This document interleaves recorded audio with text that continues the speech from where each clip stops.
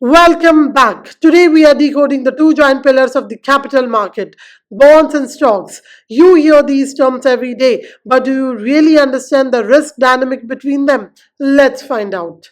Here is a classic exam question.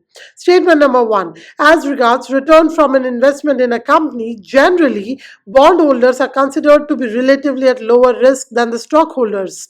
Statement number two. Bondholders are lenders to a company, whereas stockholders are its owners. Statement number three. For repayment purpose, bondholders are prioritized over the stockholders by a company. Why did the examiner ask you this? They aren't just testing your memory, they are testing your clarity. Let me break it down for you. Statement number one claims that bondholders generally face lower risk than the stockholders. Is this true? Yes, it is. This is a fundamental fact of finance. But the big question is why? This brings us to statement number two. This gives us the cause.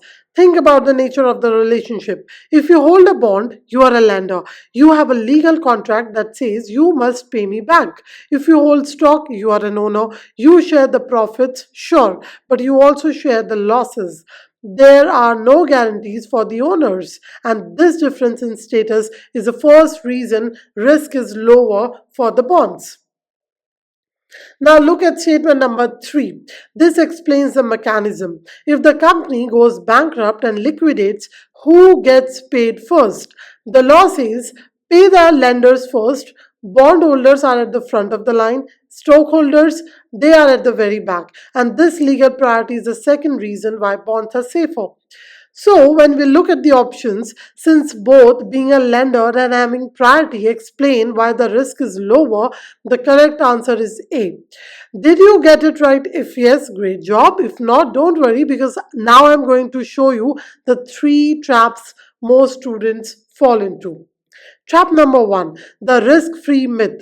Many think that the government bonds are totally risk free. Wrong. They are free from the default risk because the government won't go bankrupt, but they are heavily exposed to interest rate risk.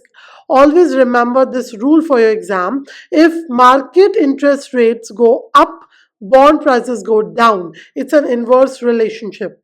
Trap number two, the inflation impact. Bonds gives you fixed income. Imagine your bond pays you somewhere 5%, but inflation rises to 6%. Your real rate of return is actually negative. You are losing purchasing power. That is why stocks are often better in the long run. They act as an inflation hedge because company earnings usually grow along with the inflation. And finally, trap number three, the liquidation hierarchy. Visualize a waterfall. When a company collapses, the money flows to secured bondholders first, then unsecured creditors, and then the shareholders' equity part. They get the residual value, which in a bankruptcy is usually zero. This hierarchy is the ultimate proof of risk. So never confuse lender with the owner again. अगर आप ऐसे ही अपने concepts को strong करना चाहते हैं तो अभी subscribe करें to Prelims Cracker. Let's crack this exam together. Jai Hind. Thank you so much.